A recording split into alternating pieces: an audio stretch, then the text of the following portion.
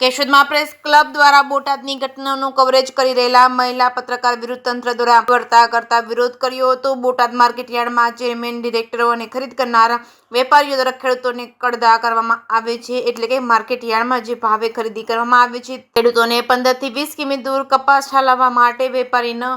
જીન મિલ ખાતે મોકલવામાં આવે છે અને ત્યાં પહોંચે ત્યારે જે ભાવ નક્કી કર્યો હોય તેનાથી 80 થી 100 રૂપિયા પ્રતિ મણ કાપવામાં આવે છે। તો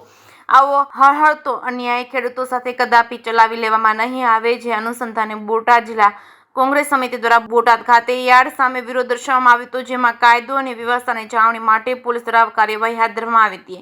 આમ આદમી પાર્ટીએ બોટાદ માર્કેટિંગ યાર્ડ ખાતે ખેડૂતો પર થતા જુલમ શોષણનો વિરોધ કરતા ખેડૂતોની માંગણીને બુલંદ બનાવવા કિસાન મહાપંચાયતનું આયોજન કરાયું હતું, જેમાં વહીવટી તંત્ર દ્વારા આમ આદમી પાર્ટીના આગેવાનો, પદાધિકારીઓને અટક કરી નજરકેદ કર્યા બાદ ખેડૂતો દ્વારા પોલીસ પર થયેલા હુમલાથી નિર્દોષ લોકો સામે બબડતા દાખવવામાં આવી હતી, જેનું ખાનગી ચેનલના પત્રકાર કાજલબેન સુવા દ્વારા નિડરતાપૂર્વક રિપોર્ટિંગ કરી રહ્યા હતા। ત્યારે જવાબદાર તંત્ર દ્વારા અટકાવી કાર્યવાહી કરવામાં આવતા કેશોદ પ્રેસ ક્લબ દ્વારા વિરોધ કરી રાજ્યના મુખ્યમંત્રી અને ગૃહમંત્રીને ઉદ્દેશી લેખિત આવેદનપત્ર નાયબ કલેક્ટરને આપી જવાબદાર અધિકારીઓ, કર્મચારીઓ વિરુદ્ધ ધોરણસરની કાર્યવાહી કરવા અને ભવિષ્યમાં આવી ઘટના બને નહીં એવી માંગણી કરી હતી। કેશોદ પ્રેસ ક્લબના સૌ પત્રકારો ઉપસ્થિત રહ્યા હતા। જેકેએસ ન્યૂઝ ગુજરાતી સાથે રાજુ પંડ્યા, કેશોદ। બોટાદ ખાતે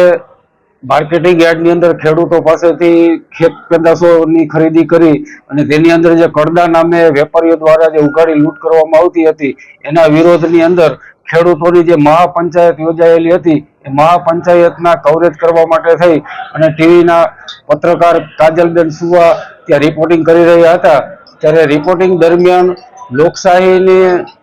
દબાવવા માટે થઈ અને ચોથી જાગીરને દબાવવા માટે થઈ અને તંત્ર દ્વારા તેની સામે કાર્યવાહી કરીને તેની અટક કરવામાં આવેલી, જેનું કેશોદ પ્રેસ ક્લબ દ્વારા આજે વિરોધ કરવામાં આવેલ અને નાયબ કલેક્ટરશ્રીને